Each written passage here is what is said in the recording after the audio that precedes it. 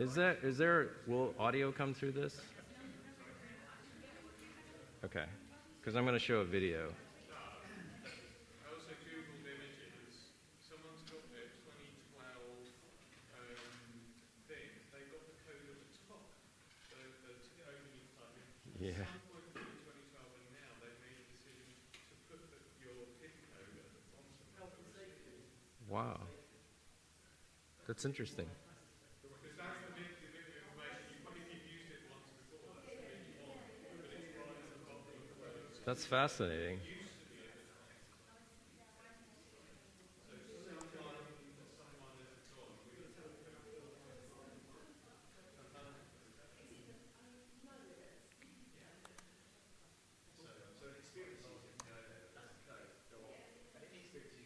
Got audio?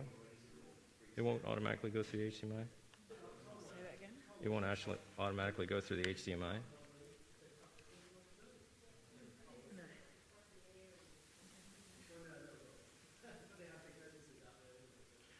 All right, so let's explain a little bit about the bicycle hire system. So there are these stands that look kind of like that throughout London.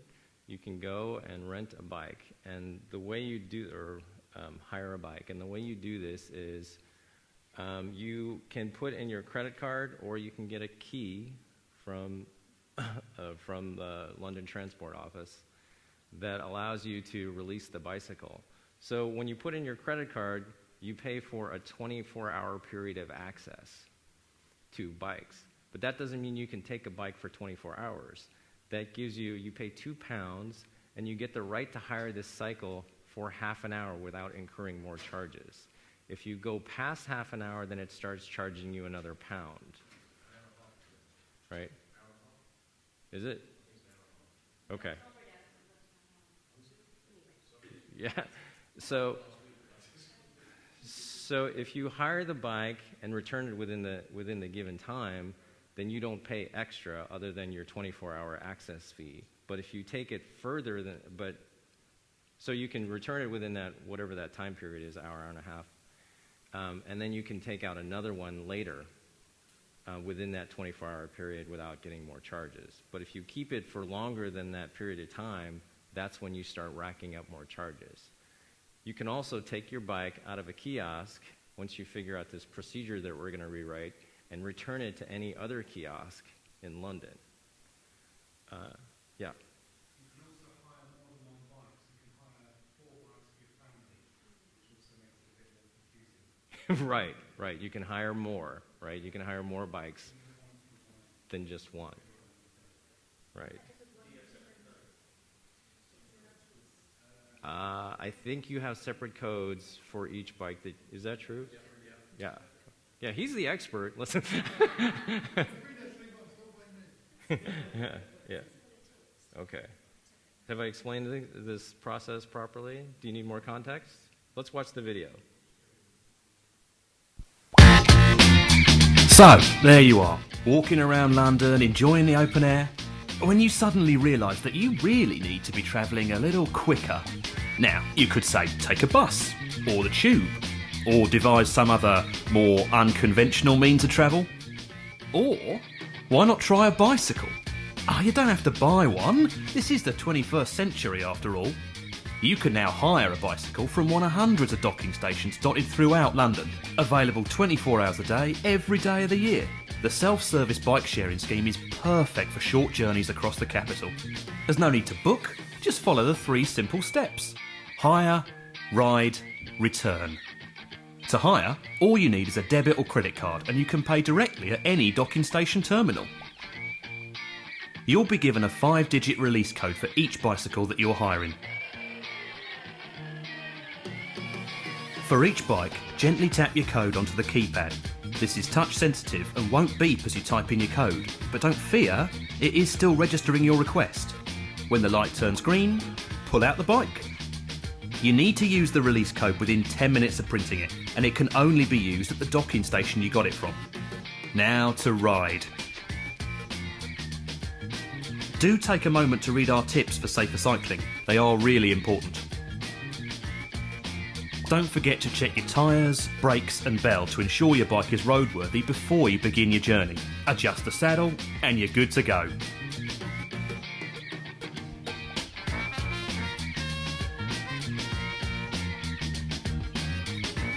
Return your bike to your nearest docking station as soon as you've completed your journey. Simply push the bike firmly back into an empty docking point and wait for the green light to appear. If there are no spare docking points to return your bicycle at that station, don't worry, the terminal will show you where there are available spaces nearby.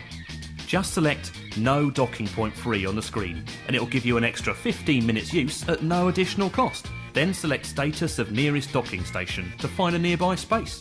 All the bicycles are regularly inspected, serviced and replaced if needs be. But if your bike breaks down, just return it to the nearest docking station and press the fault button. The faulty bicycle will now be unavailable for use until we've repaired it, and you get another bike as a replacement. See? Simple. So how much does all this cost? Well, you pay a small bike access fee which allows you to use the scheme for either 24 hours or 7 days. Then you pay for extra ride charges based on how long you have the bike. Don't forget, all journeys under 30 minutes are free from extra ride charges. Take a look at Juan here. He's just purchased access for 24 hours. He's been cycling for 15 minutes to Trafalgar Square. He docks his bike and takes a picture. Later, he takes a new bike and cycles 25 minutes to the theatre. Both trips were under 30 minutes and within his 24-hour bike access period, so he simply pays £2 for his bike access. Claire has purchased 24-hour bike access and cycles for 50 minutes to Borough Market for a coffee, docking her bike nearby. Then she picks up a new bike and rides to meet her mum in Bethnal Green. This takes 35 minutes. Both trips took between 30 minutes and 1 hour, so she needs to pay £2 for bike access and £1 extra ride charges for each journey. So Claire's total costs are £4. If you do become a regular user, why not register online, where you can save money with yearly bike access and get your own Barclays Cycle Hire key, so you can skip straight to the docking point and unlock your bike. No need to insert a payment card or print a release code. So that, in a nutshell, is the self-service Barclays Cycle Hire scheme. Give it a go. Hire, ride, return, and see London from a different perspective. Okay. You got all that? Is that all straight? It's a 5-minute video, or a 4-minute, 17-second video. And, you know, you have the procedure, you have the business model, you have all this kind of stuff. It's a lot of information to take in, okay? And let's go back to the ticket. So,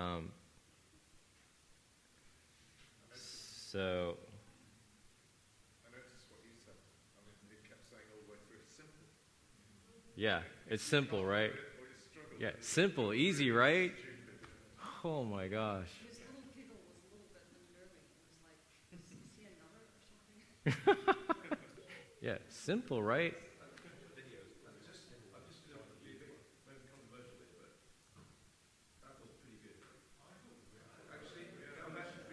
What, the video? The system is complicated, but as a piece of technical communication, that video for me worked. I had a lot of problems with it. I would argue with you with that. Yeah, that's fair enough. Yeah. I think I get it. I could probably go to the thing and just do it now and go, okay. For me, I appreciate it. Well, I would say the video is the best explanation I've seen. Like out of the kiosk, the I'm not saying the text, I'm saying the video is good. yeah. Well, in terms of all the information that I've absorbed in the past 3 days about the Barclays Cycle Hire program, the video is the clearest explanation. Yeah, personally, like, and I don't know if I explained this about my background. I also managed a video team at Microsoft. You know, I would never create a video like this, but you know, it would be a third of the length, and would have gone straight into the procedures right away. So you really understand the key things that you have to know. But, huh? Well, I'm not going to jump ahead of that right now because I want you guys to have the exercise of, huh? Somebody mentioned before, what's the point of the 1, 2, 3 digit pattern? What is not explained here for is each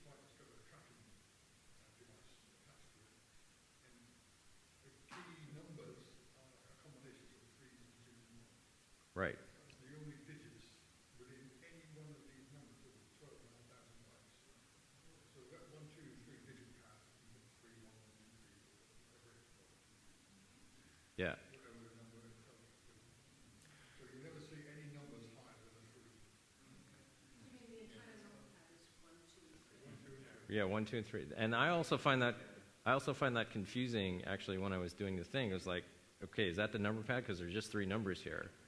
Yeah, even though again it says it right there at the 1, 2, 3 number pad. But like I said, the thing that I focused on was this. This release code is valid for 10 minutes and only at this station.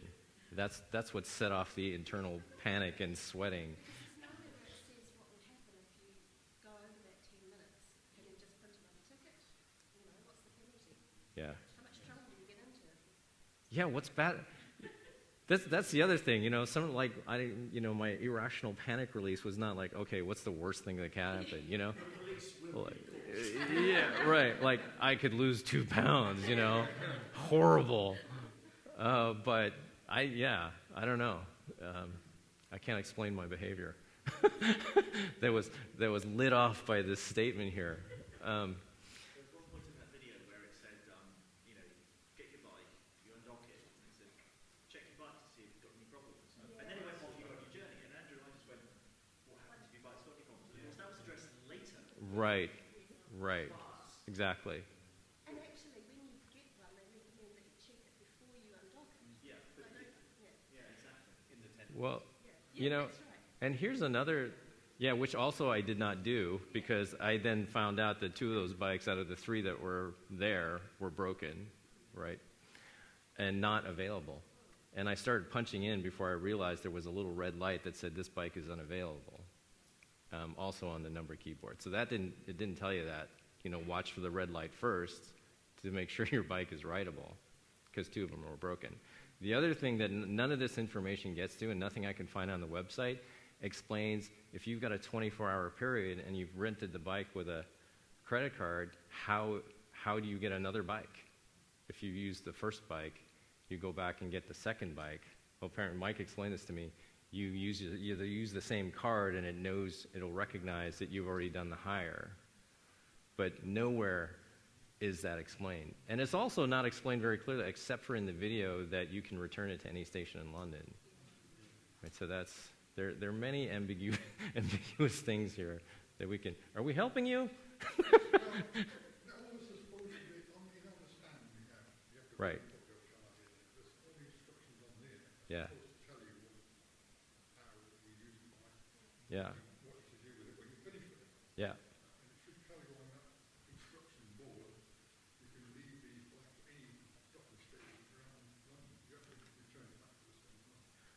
The thing that I missed on that board, and I wish I had thought to, I didn't realize when I was panicking about this that I was going to use it as instructional material. The thing that I wish I had done is I wish I had taken screenshots of the kiosk so we could see exactly the information it gives you on there. But I don't believe that I saw anything on there that says how it knows that you can go get another bike. I could be wrong about that because, again, I didn't even read all of this very carefully because all I really was focused on was the release code and this thing at the bottom. Yeah, another question? I think when you have a piece of paper, as soon as you have that piece of paper in your hand, you have ownership over that. That's what you've retrieved, and you want to read that and get your information from there. Plus, there may be other people waiting at the kiosk. You don't want to stand at this kiosk and block everybody from getting at their rights. Once you have that, you assume that you have enough information in your hand to be able to then go on and do what you need to do. Another question? I'd like to know how much graffiti appears on this notice board, because to me, understanding from me, I think it should say, go and use this bike for 25 minutes, come back, report that it's broken, get another 15 minutes back.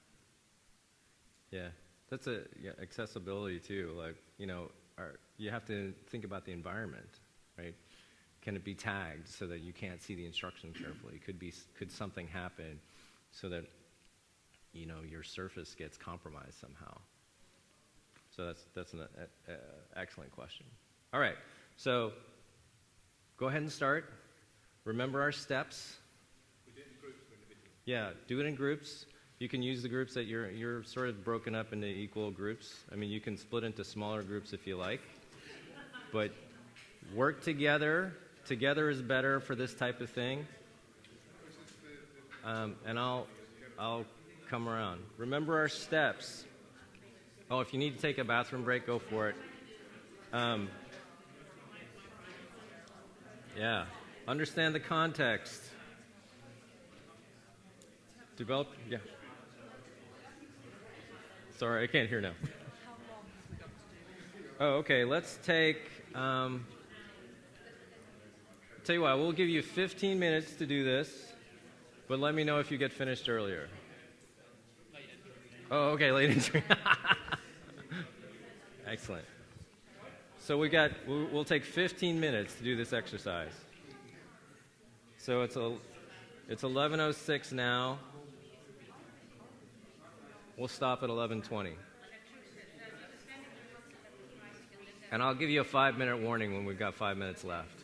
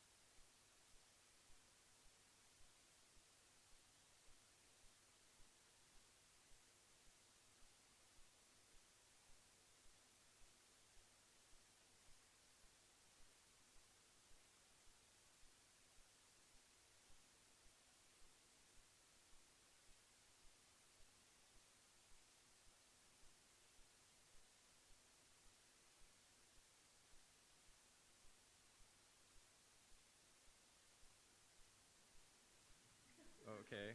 So 1, 2, 3, 4, 5, 6, 7, 8. All right. How many are voting for this one? We got 3. I think this is the clear winner. Yeah. I've also never seen anything quite like this, but I love it. This, then this. Okay, and this is Richard. Right. Congratulations. Here's your messenger bag. All right. Yeah. Sorry I didn't bring one of those. Okay. So let's go back and talk about the cycle hire thing. So what table wants to go first? Because this is just a group share out here. Should we just go around the room? Okay, what did you guys come up with? We started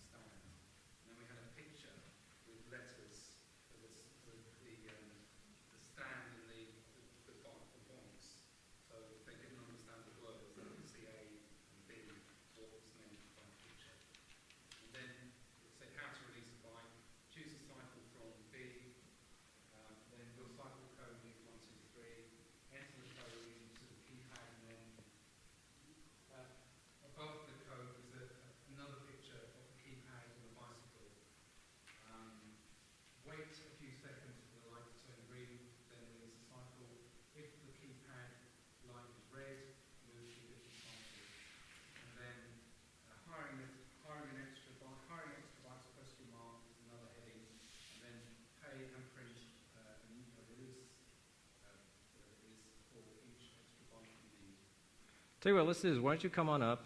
Let's take a picture of your paper there, and if you guys have papers too, we can do this, and I'll put them up on the screen. All right. So while I'm doing this, what led you? What was the sort of the insights that you had? Like, what was your point of view? The terminology wasn't clear. Yeah. The words that were used were unclear. There was exception cases bundled in with the main task. Most people probably just going to want one bike, not lots. Yeah, so that's a key. Most people are not going to want multiple bikes at the time, right? John Paul was pointing out that it didn't tell you what happened if it was red, and it didn't tell you that you should wait for the light to go green, so that needed to go in there. Right, right. Also, one thing that as soon as you enter it out the gates, it should give you a transaction contain message, which would be a separate document. So if your transaction goes through, Right, exactly. maybe having two, you suggested two separate pieces of paper, one telling you what you've done and what you want to do next, and then instructions on a separate piece of paper. Exactly. Okay. Yeah, who's next? So, well, let's look. This is their procedure. You paid for your bike. You must release the bike from the stand. Now release the cycle. Choose a cycle. Your cycle release code here. What does it say? Credit for a few seconds? Oh, wait for a few seconds for light to turn green. Release the cycle. Okay. Cool. So, what did you do as a result of this procedure that you might not have done if you were just trying to rewrite it without having come in here? Imagine, yeah, full-figured, dimensional understanding what the situation was, right? That was helpful in this case. Okay, who's next? Who wants to? You want come on up, Jerry? You want to talk? Let's take a shot of your. It's very badly written. Okay, well you can translate for us. Why don't you describe it while we? So what we decided first of all was that at the very top of the stick, it would state your bicycle release code is, and then put the code, and then it must be used within 10 minutes, and must be used at the docking station. That's kind of within 2 bars. So it's very clear at the very, very top of the paper itself. One thing is we talk about using common terminology. So on the original one it says bicycle and cycle as well. So we had a bit of debate, what do we call it? So we decided we're going to call it a bicycle because that is very clear. A cycle can be many other things. So have you taken the shot? Yeah, it's waiting to go over here. So Oh, here we go. So then got the instructions below. So here it is. Release code. Oh, there it is. Yeah, as you can see, I can't read this very well either. So one is choose a bicycle from one of the docking points nearby. Enter the release code into the keypad. The keypad is on the left side of the docking point. So rather than saying below the handlebars, it could be part of the docking point. So it's on the left side of the docking point. Right. Wait for the light to turn green. Take your bicycle.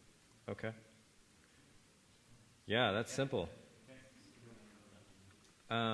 So, why did you make that decision to put the release code up at the top? Because one of the first points was what next?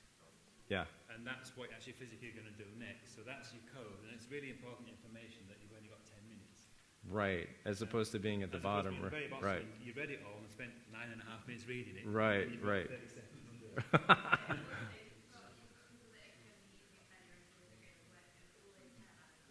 Is that code? Right. I mean, they need the code, they need to put it in as fast as possible, and they're most likely just doing one bike, right? Yeah. Great. Fantastic. Okay, who's next? Come on up. We got quite tied up with different. That was the edge cases. I think you were talking about Alice as well. You know about how to make this as simple as possible. So we just had Let's take a picture here. yeah. Okay, go ahead. Give my handwriting, so I'll kind of just summarise this. So your bike release code at the top, because it's already been said, and that's how it used to be. You need that immediately. You're an experienced user, it might be fine. If you're an inexperienced user, you still need to see that and have that information there. And then just Sorry? Distinguish it from your credit card receipt. And to distinguish it from your credit card receipt. My concern is that you've got a piece of paper, it could be raining, it could be windy, you don't want a very long piece of paper if at all possible that you're just having to handle. So, very simply, choose your bike from the rack. We didn't like the word docking station. Rack is much more familiar, I think, for people who use bikes. Yeah. Sorry, we do have the right at the top. Use the code. We use this code within 10 minutes.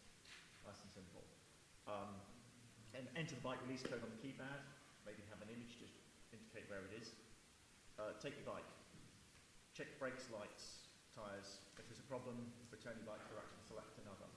Now, more complex things, if you put it back in there or whatever, you've also got the pillar there where you can have lots of extra information. You've got the rack itself where you can have extra information. On a small piece of paper, you don't necessarily need to put all the permutations of what you need to do if you've got a problem. So that's kind of my idea. I don't know if any of my fellow table members want to sort of... We also changed the word bike all the way through. Oh, Yes. instead of cycle? Yeah. Yeah. Yeah.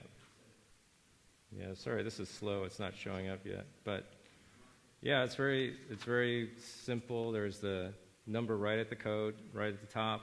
Choose your bike from the rack, enter the bike release code, take your bike, check brakes, lights, tires, problem, return it to the lake, and select another. That's great. Can I just, sorry, what's your name? Mike, I'm actually jealous of the fact you get to do this. I love this problem. I think this is really cool. Well, we need a new technical order as well. Not the competition. Let me just say management asked. And he's currently working on a contract. Yeah, let's make some connections here. This is these are awesome, they're all so much clearer than what exists today. Richard, you want to come up? Yeah, that's a bit different. A couple of things in mind that are a bit different. Thoughts might be interesting. Okay. Oh, and here, well, let's see. Yeah, it finally showed up so you can see it a little larger for the last one. There's your code. Okay, so I'll take a picture, and why don't you walk us through this one? Go ahead.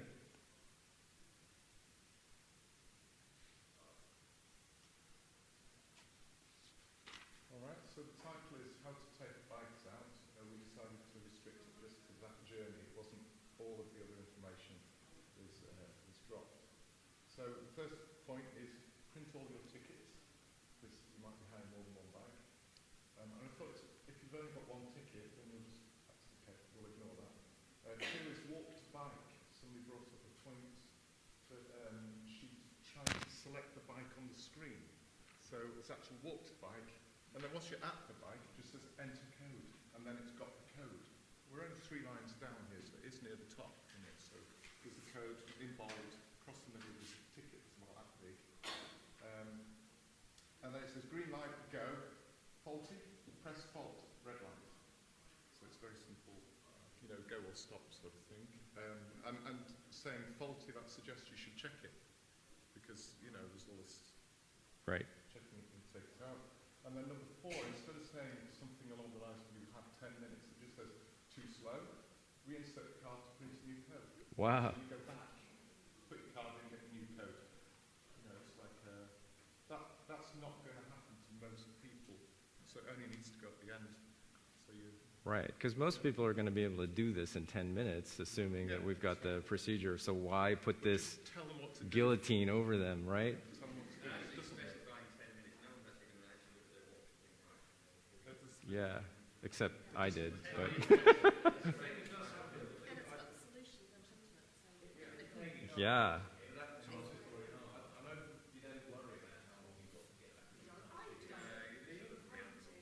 Oh, really? Do we? Oh, 1140. Okay.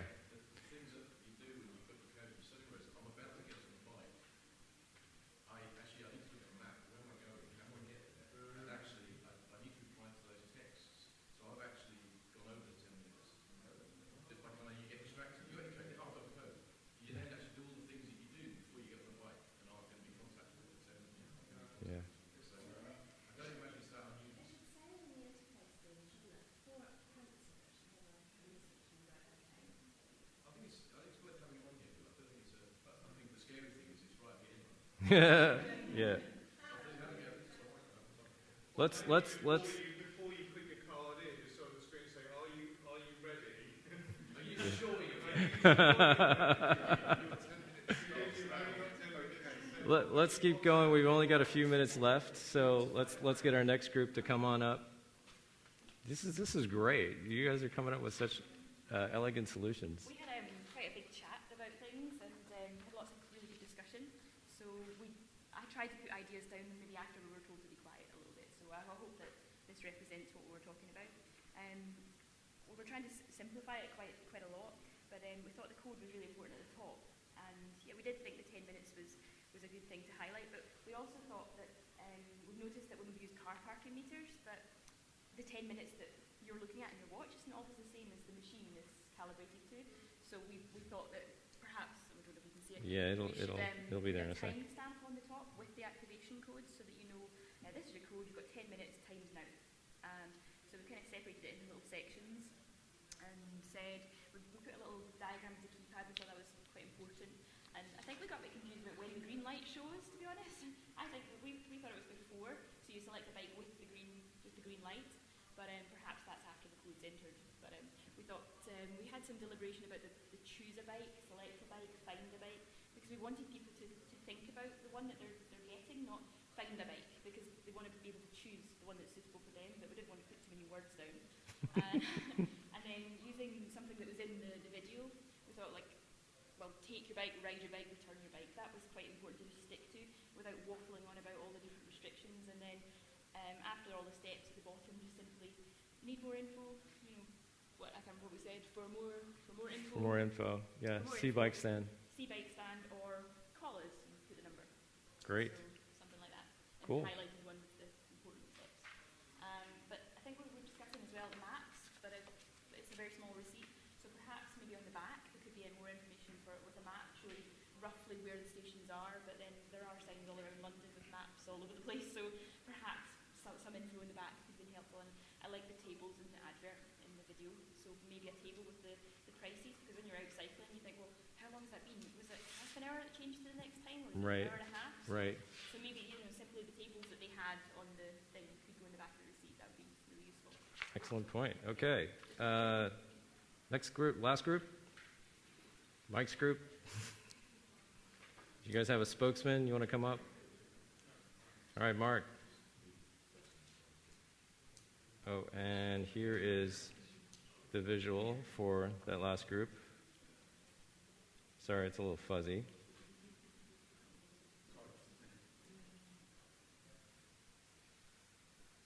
It's not about fit and finish. We're okay. We're okay with yeah. So these are all really interesting solutions. I really like the activation code and sort of that critical information appearing at the top. Okay. Oh, wow. You've got illustrators here. Okay, excellent. All right, well, go ahead and... Right, well, I think our approach was rather more simplistic in that, the key things people need, well, obviously the key code is the main thing they're going to want, whether you're a regular user or a first-time user. So that really needs to be sort of front and centre at the top there, really. You need to sort of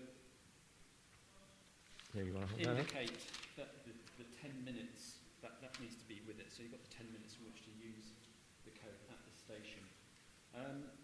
The following instructions, I think we can simplify considerably. So really, the next thing they want to do, well, they're going to select a bike, but the bikes are right there. So I think most people, if they've got as far as getting a ticket off the machine, they're going to be able to work out where a bike is.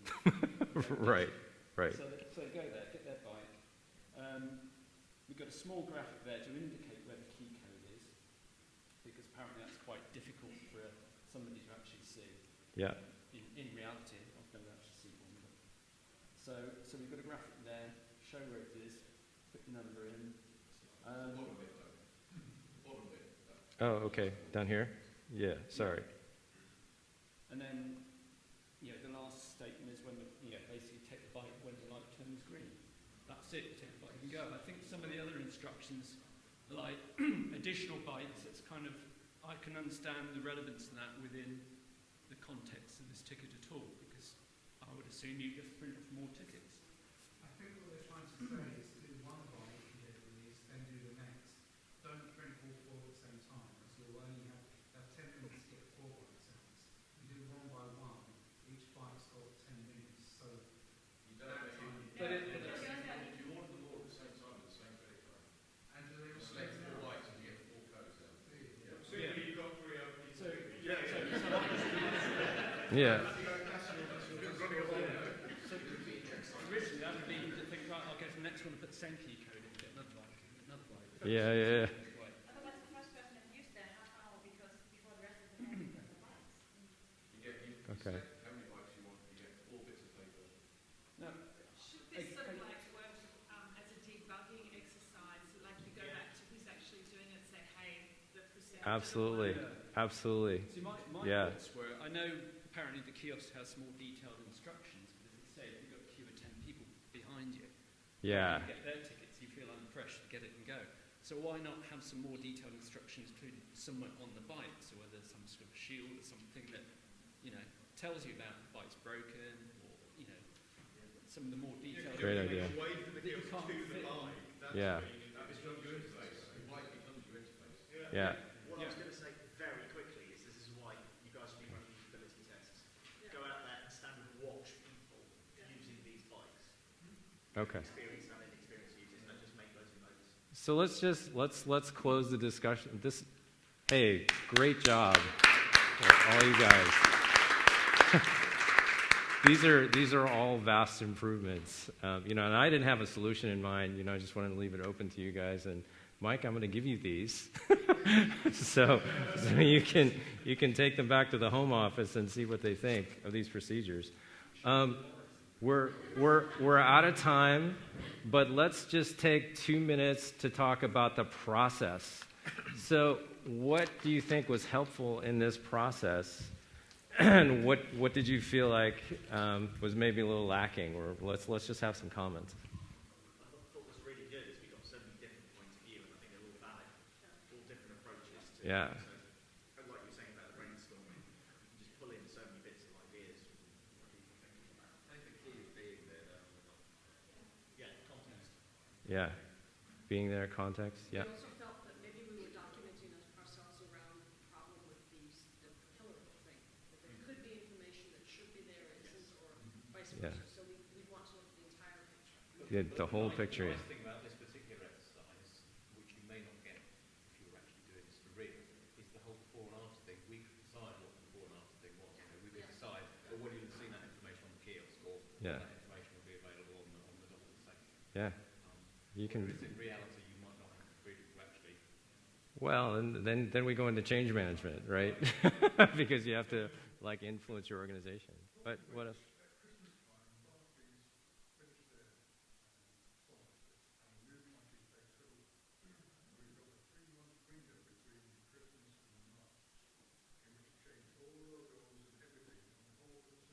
Excellent. Perfect. Yeah. Love it. Couple more comments over here. Can I suggest that there's a very quick workaround for a lot of people, not everyone, and that's just a QR code. Yeah, QR code. And then you've got the information there. Yeah.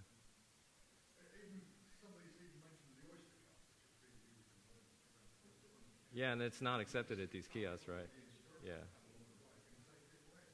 Yeah. You had a comment?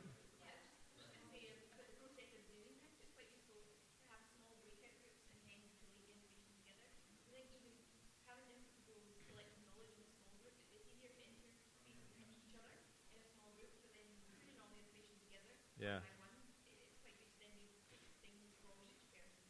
Yeah. There are things that we didn't have the time to think about. Yeah. Let's just take one more comment. Anybody else? Yeah.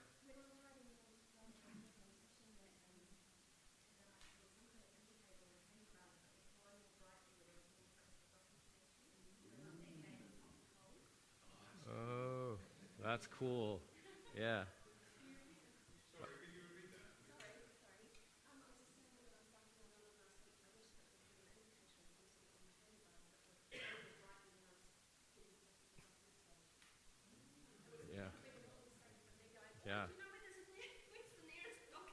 Yeah, maybe you should be a PM. So, so, we, so we need to wrap up. I'll leave you with a couple of thoughts, which is the thing that you saw here today was sort of the power of group collaboration. So, and as writers, we tend to work in isolation. So if you structure ways to have discussions about it and really brainstorm together, there's some key components to that. One is to really sort of let your ego go and not be afraid of the feedback that you get about things that you put up in front of other people. So that's really key. And then to really invite an environment where you can discuss things freely, because I really feel like for all types of content, this type of group interaction really moves the bar forward. You know, your brains are smarter together. So working together in this way, you saw how powerful it was here today, some of the really cool ideas that emerged out of this. And I also want to say thanks to Mike. I could not have planned this any better. I'm so glad you're here. So thank you very much. All right. Thank you. Thank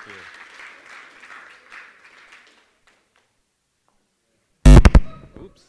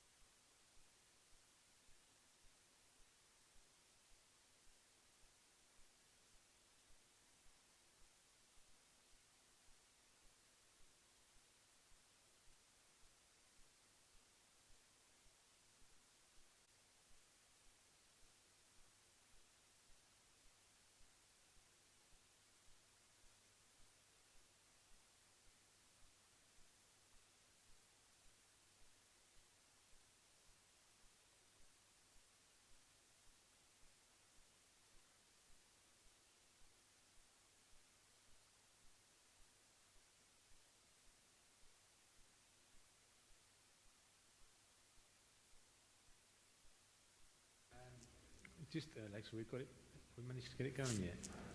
No, let me just sort this. We're on a technical problem at the moment. Don't worry, I'll sort it now.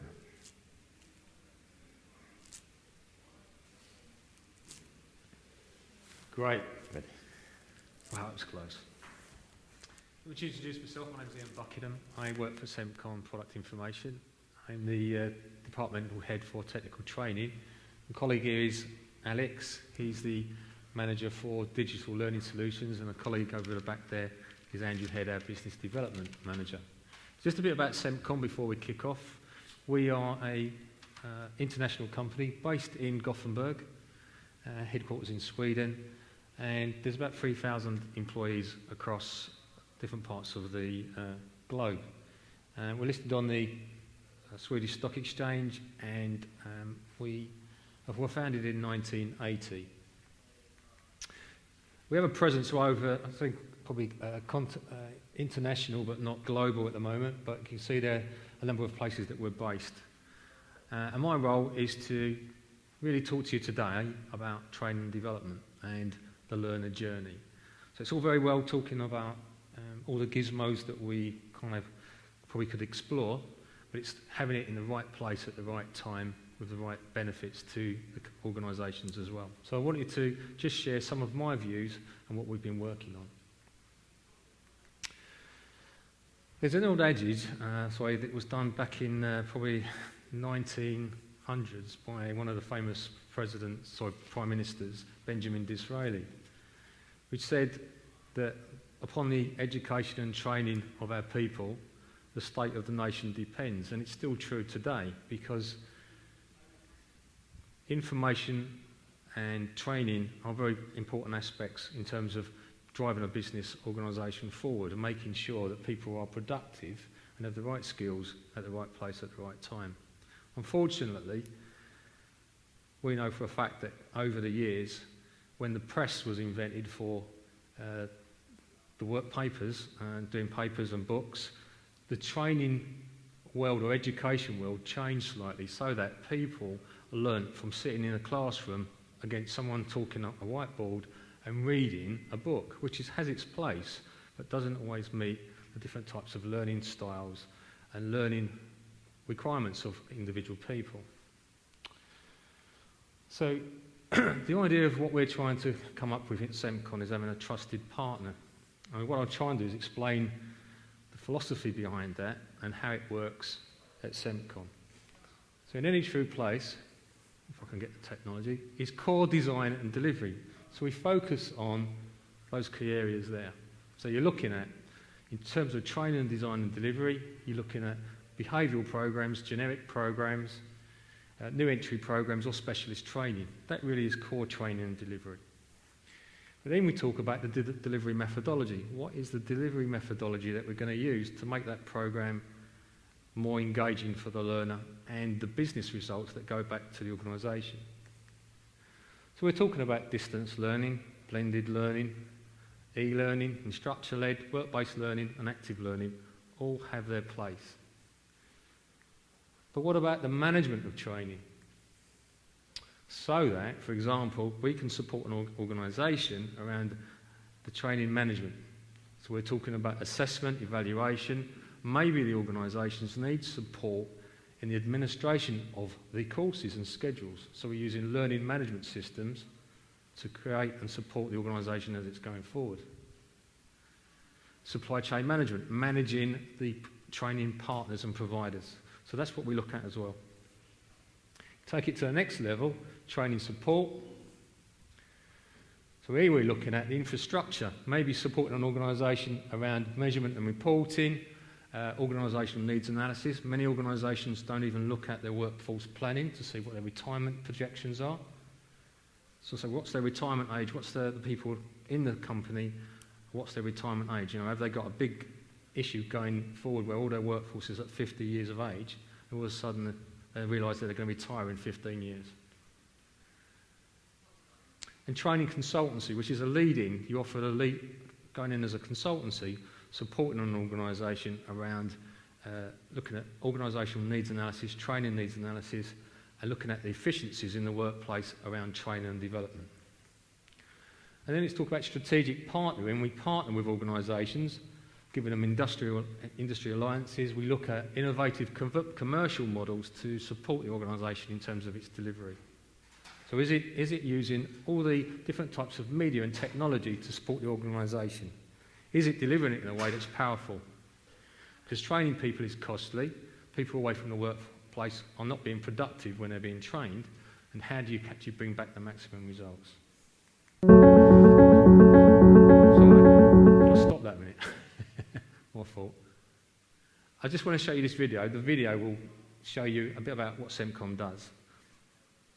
So it was my fault. I clicked it too quick. So it should work again, shouldn't it? Okay.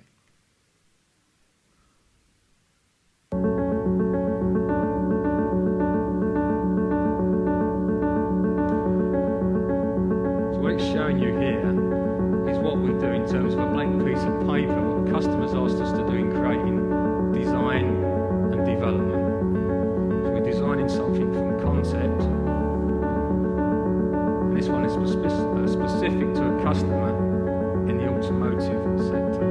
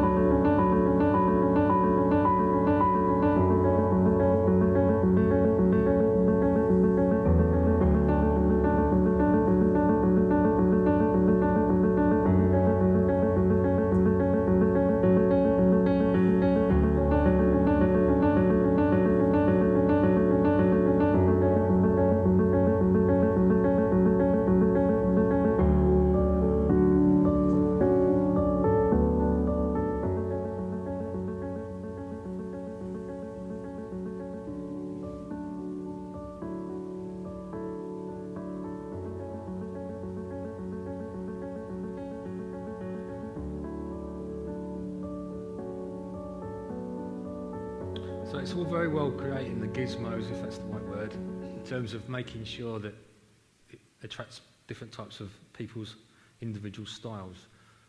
But if you don't give people the support back in the workplace, then it's not going to work. So what I want to talk to you about is the learner journey. Because if you create the learner journey, you're going to get the customer benefits. So you're going to have the right people with the right skills at the right time. You're going to bring, when we create the material, if you create it in the right way with the learner in mind, you can actually reduce the content time and the training time that it takes for people to learn that material.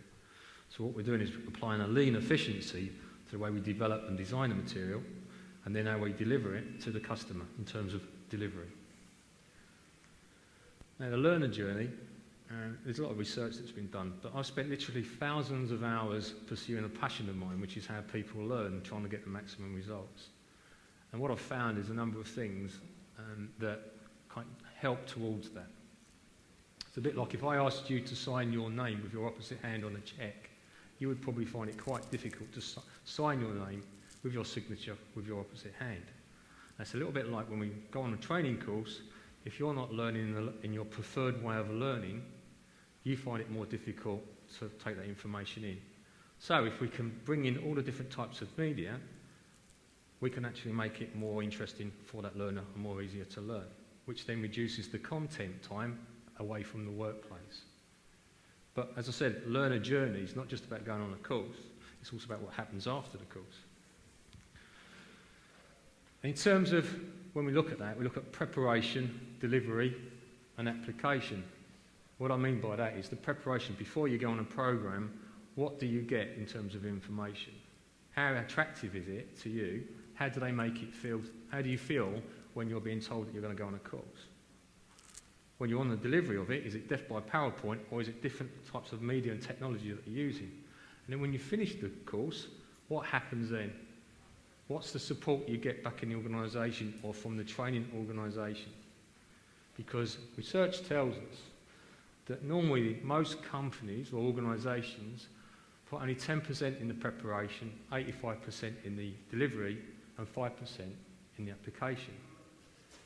But the best results is 25%, 25% and 50%. So you can see it can actually get worse than that, because if you're doing the delivery, and some providers may deliver programs by death by PowerPoint, the problem with that is people are not getting engaged. And so your maximum results is not around the application. So what support can you give people back in the organisation? So what we're trying to do is work on that part as well. So it's not just about the design and development, it's the analysis, the design, the development, delivery, which has to be powerful, and then applying it back in the workplace. So what we call it is, first of all, you define your business outcome. What is the business trying to achieve from an individual's perspective, and what the organisation is trying to achieve itself? You deliver it powerfully. So you deliver it in a powerful way, using lots of different media technologies and delivery methods. You have quality assured training people, training instructors or lecturers or teachers. You now allow that individual to apply it, so they go and do it.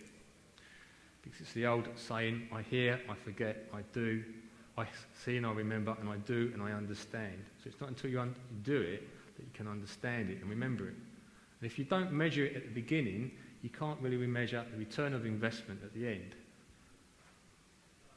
So if you don't do that, you won't know whether the training that you've invested in your people has got the maximum results. It's fairly simple, really. But unfortunately, lots of companies don't do that in the way that they should. So let's just talk about the learner journey. The first thing is joining instructions. How do we send people joining instructions? Sometimes you'll get a request from your boss to go on a training program, or you simply get a course synopsis come through in the post, or you may get an e-learning message. What we're looking at is using different technology and media ways of delivering something. For example, this is just a simple example where you can send someone a message with a QR code that will give you the joining instructions in a number of different ways. Now that could be auditory, visual, with a video clip, Could be a pre-test to actually help someone understand what's required of the program. Then there might be some prerequisites to the learning. Okay, what is it that you need to know before you come on this program? So that you're geared up when you get on the program, you've got some prior knowledge. That makes it more powerful for when the person goes on the program. And in this example I'm going to show you is just our capabilities in our organisation with graphics and animations, which talks about four-wheel derivatives. I'm not going to show you all the video clip, but this is just an idea to say when someone goes on a program, they then send some information that they've got to learn before they actually start the course. To really understand why we need differentials and what makes them so clever, let's get under the skin of the car and take a closer look at the problem they help to solve. In a two-wheel drive car, the engine is connected to both a left-hand and a right-hand driven wheel. This isn't a problem when the car is running straight ahead. All the wheels are turning at the same speed. But look what happens when the car turns a corner. Because the outside wheel is tracking a bigger circle than the inside wheel, it has to travel much further, and for this to happen in the same amount of time, it means the outside wheel has to turn faster than the inside one whenever the car is cornering. The red tracks on the outside of the corner indicate that wheel is turning more quickly. The blue tracks show the slower turning wheel. Yet, both the fast and the slow wheel are connected to the same engine. One engine, which can only go round at one speed, is rigidly connected to two wheels travelling at different speeds. So that's just a clip. It's a 7-minute clip, so I'm not going to show you the whole clip. But the idea is to show you something that someone could learn prior to the program. And then people learn when they know what's in it for them. I call it radio whiffing. So what's in it for me? What am I going to get out of the program themselves? So maybe how important is it? Perhaps when you send a course introduction about the course, there's also a video from the chief executive telling you about the importance of the course. What's it going to do for you and the business? Or perhaps you send a video testimonial from previous delegates of what they've benefited from that program. It's no good me telling them what they're going to get, but if a previous delegate went on there and actually said what they've benefited from it, people are more likely to listen. And then we talk about maybe while we're doing the delivery, trying to make it engaging. And this is where I'm going to ask my colleague to just give you a quick demo on some interactive ideas that we've got. So when we're running the program, we do a quick knowledge check to find out how people are really doing very well in terms of learning. We have these little thing called these like credit card sized devices, and you can create different types of question sets. So we've just run part of the presentation over the last 15 minutes. So we're just going to ask you a question now using these little multimedia devices. The idea of these devices is just an interactive way of trying to check someone's knowledge during the program. So the trainer could do a quick check and find out during the course, maybe before the course, and after the course. So calling it formative and summative assessment. If we was running a course on vehicle dynamics and we want to establish someone's knowledge, we could do a test at the beginning or a quiz at the beginning and one at the end, and that way that person, we can demonstrate back to the employer whether they've actually moved the distance in terms of their knowledge retention. Okay, do you want to? Yep. Okay, so bear with me a sec while I try and battle the technology. Not extend, duplicate. Yeah, so what we're going to do is going to do a quick example of what Ian's just been talking about. What we'd like to do is ask you some questions, and you're going to hopefully respond using the clickers that we've provided. When it loads up. Yeah, so what I'd like to do, it's pretty simple, the clickers. We've got a question here, and we just want to ask you, how did you travel here today? So if you take a look at your clickers, and it's really simple. You just click on either A, B, C, or D, and that actually gives us some live polling right now. And it's really good for sort of you could gauge an audience's reception to an idea and sort of take a vote on it. So I'm not sure exactly how many are here, but it obviously clocks up the responses. So I can sort of tell when everyone's ready. And it's actually blocking the graph, so I'll just move that. But I can move it. There you go. Yeah, so we can see that 45% have actually travelled by car, 27 by train, and 27 by other, which should be interesting to see what other is. So, did anyone put other? Oh, could you elaborate on other?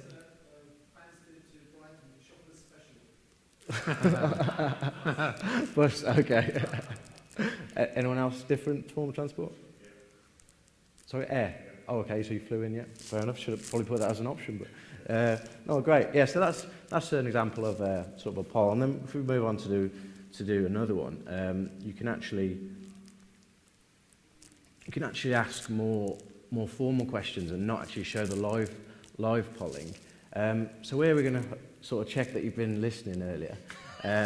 And we'd like to ask you, where does CENTCOM operate? Same thing, A, B, C, D. So if you put your answers on a postcard, as it were. And then, of course, if we showed you the live answers now, then you could just wait and see, oh, okay, that's the answer. So when we've got all the responses, we can actually reveal that data. So has everyone responded? Okay. So we can actually reveal that. Oh, okay. It's almost cut it off, which is at the moment. But yeah, so 64% of you were indeed correct. It is international presence.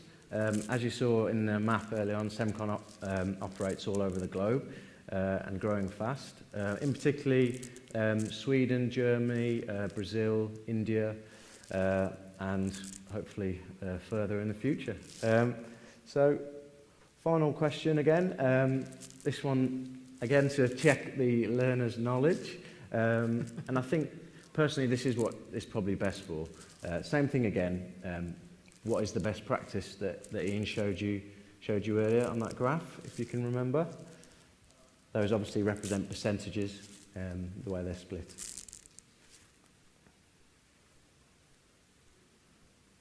If you wanted, you could put a time limit on this, but I don't want to create too much pressure for you. So, that was pretty quick, to be honest. So if we reveal the answer there, well, first of all, let's look. 64% of you believe that it's B, which is 25, 25, 50.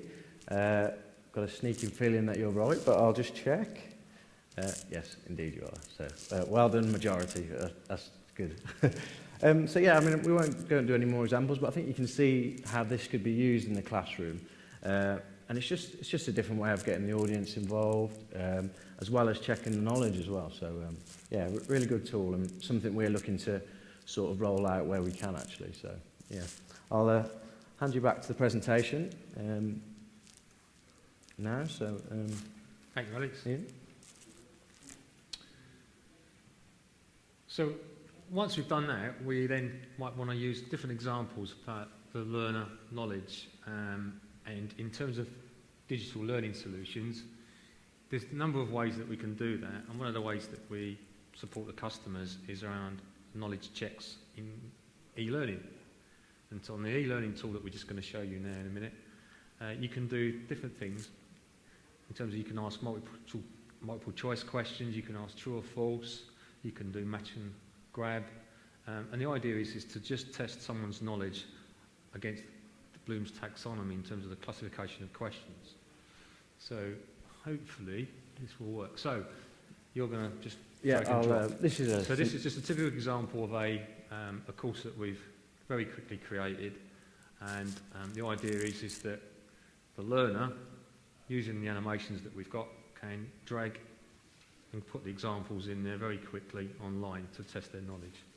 Yeah, so this is a health and safety type material, and rather than just sort of ask what the equipment is, we thought we'd make it a little bit interactive. So these are the benefits of the various bits of equipment, and you literally have to drag and drop to the right place. So I'll try and remember which is which. So protection from falling heavy objects is his boots. Protection from sealer and adhesive is his gloves. Grinding sparks is his goggles, is it not? Okay, maybe it isn't. Must have got that wrong. Okay, maybe I'm not accurate enough. There you go. And grinding sparks. Sorry. Not very good with the mouse pad. But there you go. So you can see that there's various ways you can ask questions, but I think these sorts of questions may suit different learning styles. Sometimes people might read text questions and get flustered, and if that's not their learning style, then something more visual may appeal to them. So yeah, just one of the many ways you can test knowledge. Thanks, Alex. This is moving now. Oh, okay. Then we spoke about follow-on support, and again, this is the biggest part really that makes the biggest impact, the follow-on support. So not just when you're in the organisation, but once the programme is finished and there's been a powerful delivery, how do we make sure that the learner gets the follow-on support? So you could talk about online collaboration forums, buddy systems, mentors, LinkedIn groups, and so on. Portals, learning portals. And the other idea that we were looking at with our customer is a virtual assistant that we could use and create frequently asked questions. So we've been playing about with a few things to offer the customer. And this, for example, is a virtual learning assistant that Alex is going to just put in some questions, and hopefully, with the technology working, it will answer back. So what Okay. Yeah, so this is a bit of a risk, this demo, so we'll see how we get on. But I'd like to try and find my friend Denise. This is... Okay, so yeah, so this is... No, that's the PowerPoint presentation. Can't seem to find her on the screen a sec, bear with me.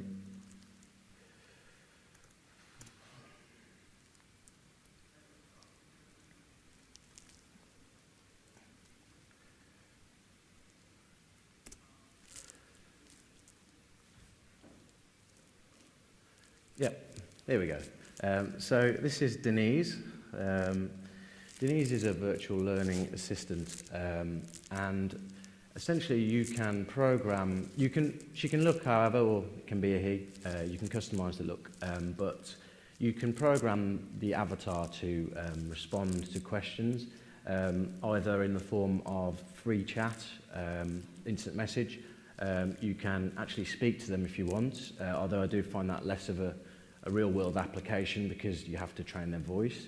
And then the third way is you could have FAQ questions on a website, and when you clicked on them, rather than reading, the lovely assistant could talk back to you. So what we're going to do is I'll ask her some questions, and hopefully she responds. So I'm going to use the chat feature today, and I'll just be polite first of all and ask her how she is. Oh, sorry, no volume. I'll say that again because... I am doing very well. Alex, how are you today? So she's obviously very polite.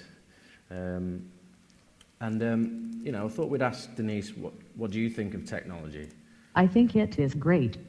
I wouldn't be here without it. Which is fair enough. So, also, I'll just check what I was going to ask her.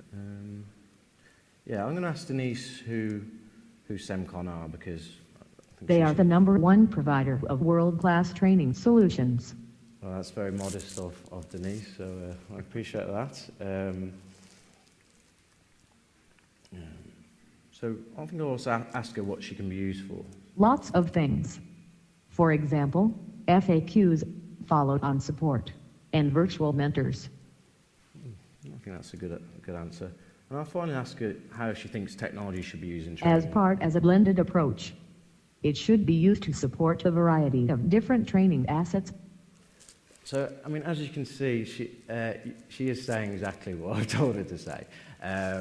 Although I'd like to think that she thought those things really as well. But I think the importance of it is it's just a different way of getting information out. And the follow-on support is, you've been to a classroom training course, people probably have lots of questions afterwards. You can write that bank of questions, program into the avatar, and then people can access that online, and they can ask that way. So it's just, you know, it's still early development, this sort of thing, but I quite like it, and it's kind of fun. So yeah, that's the demo. I won't ask her any more questions.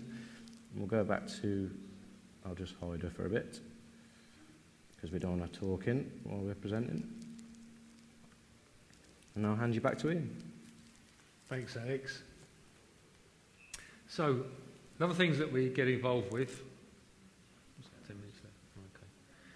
The other things we get involved with, just to give you a bit of a flavour, we work on assets, call them training assets in terms of design and development. So we're talking about the delivery aspect as well, but just to give you a flavour, we work on core curriculum. We create core curriculum for the customer on a global scale. We create what's called personal study modules, lesson plans, pinboard, and we use what's called graphics and animations quite a lot. And I'm going to show you an example in a moment. And we do digital learning, so there's a lot of e-learning solutions that we create as well.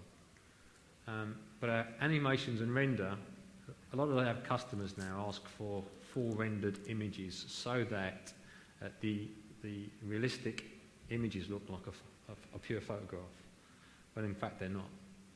And it makes it very easy sometimes for the trainers to demonstrate things in a way that can be pulled out from the car. And if you was here yesterday, you would have seen some of the augmented reality that can be looked at and used for training. A lot of the work we do gets translated into 10 different languages. And the challenge we have with doing that sometimes is that it's costly, and also the fact that there can be errors when you're creating it from English to a different language. So sometimes we look at how can we create it in a way that's more effective for the customer. The example there in the video, the animation there, is an animation of a suspension system. And using this method, we didn't have to translate it into 10 different languages, because there's no voiceovers. You can actually explain it by seeing it in the visual, of which then the trainer can explain it to the classroom. Can you click on that just to show it very quickly? It should. So you can see the quality. We're able to create the animations for the customer. And this one, for example, is on a Magnox suspension system, but it explains how the suspension system works using what's called iron filtercles that work. But what's happening here is that the instructor can explain it in their own different language. So there's no voiceover, so we don't have to pay for voiceover artists. We can create it in a simple way that can be delivered powerfully. Oh, you can click off that. Okay. So a couple of other examples, and I'm going to close off because I'm conscious that we're getting close to time. This is an example of e-learning assets that we create. This one, for example, demonstrates air circulation in a car, what the effects it does onto the body. And so this is an actual e-learning course, but I'm just showing you the video clips. There's a number of questions that get asked, formative before and after the course has been finished. Predominantly, some of the courses are about 30 minutes long, and some of it, what we do on the customer, goes onto their LMS system, of which they use to establish their training capabilities and their competence of their workforce across the globe. Another example is a crash test dummy, so it shows the effects of how it hits the body when the airbag inflates. And we do various different ones for the customers around the aerospace and manufacturing sector. So, that brings me to conclude at the end. Well, thank you for listening. If you've got any questions, feel free to ask anything. Yeah, and also just like to point out, there's a couple of posters on the wall over there. So if you have QR code scanners on your devices, feel free to go and interact with those. Questions from to get some idea, and to what extent are the tools that you're using here, to what extent are those effectively off-the-shelf tools that you're incorporating into your approach, and to what extent are they internally developed? The ones that you see with a virtual assistant is an off-the-shelf tool, but most of the others that we create there, we create them bespoke for the customer. So we have our own digital learning team and an animations and graphics team that work bespoke for the customer, so we can create it. So they're not off the shelf, because each customer wants something specific. Yeah. Further questions? Okay, I'd like to thank our presenters. Very illuminating talk, not to bit there. Very interesting presentation, some of them maybe yesterday. We could thank them in the normal way.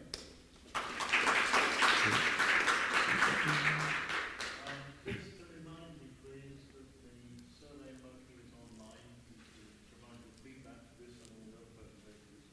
So please do. This helps ISPC organising and bigger and better things next year. So thank you very much for your participation. You want to collect those Thank credit you. cards? Yes, please. Yeah, if you could leave them on the table, please. Thanks. Yeah, they're good, though, aren't they? Good little devices. No. Oh, thank you. Oh, thanks. Thank you. Cheers.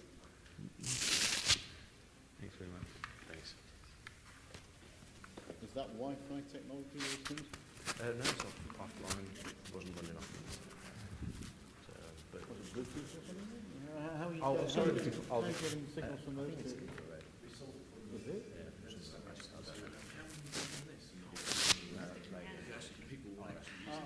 They're good, aren't they? Good little devices, yeah. Yeah, you can make it. You can do different types of questions all the time on them. Yeah. That was from our session or from previous session. Okay. I have to find out who to pass the book to.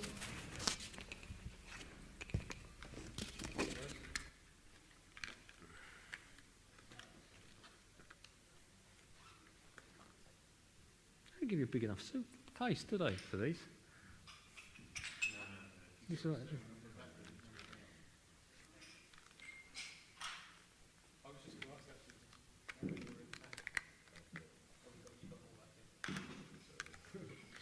I didn't count them.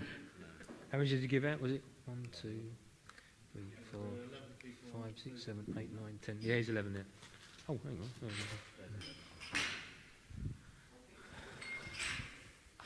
so take that off there. A couple of little teething problems, but apart from that, yeah. That's quite uncomfortable if you're wearing glasses. Oh, yeah. Something I know. Oh, that's got hot actually. Yeah, I opted for a Nike yesterday. Yeah, I noticed that. I don't like using a knife like that because I find well, you can see me because I'm quite demonstrative.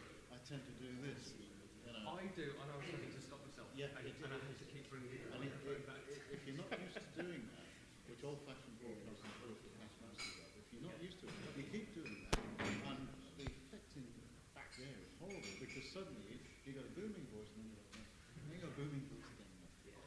Yeah, I was aware I did that a few times. Just like I say, when I was Yes, old-fashioned. If you looked at the early broadcasters in the first days of TV, of course, they're all doing this, and you know, I prefer the lapel ones.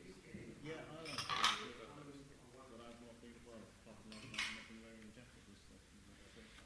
Yeah, the headset's good, but it does hurt behind the ears if you're wearing glasses. Yeah, it's just a nonsense for me. Yeah. Yeah. Very, very vocal. I probably would have done an Yeah, I wear very difficult as well. But I managed to get away presenting without wearing my glasses. Oh, really? Well, yeah, because a lot of what I do record, like for instance, my presentation was three quotes from Einstein. Yeah. Picked with Einstein. I know the quotes off by heart, so I don't have to read them and judge my videos. It's interesting to see how different people tackle different things. Yeah. I mean, I meant well. I don't even try and remember things on a website. It's very, very comfortable. Like you yourself, once you know it, then it's much easier. Yeah, I don't memorise it word for word. No. But, No, I've tried that, and that doesn't work. That doesn't You work. actually get lost. It does for some people, but it doesn't work for me because it's actually I try to make it sound as off the cuff as I can, but in fact in here. I don't retain, I haven't got a retentive memory that I can learn a whole spiel and just do it, but I know all the main bullets are in my head, and I can extemporise that without overshooting the time. Spot on as to the And I'll put them all in there. It's still That's good. a skill I don't in know what itself. I'm doing. Timing is Practice, always a challenge. Practice. Yes, yes, that is correct. I've never seen Wix before.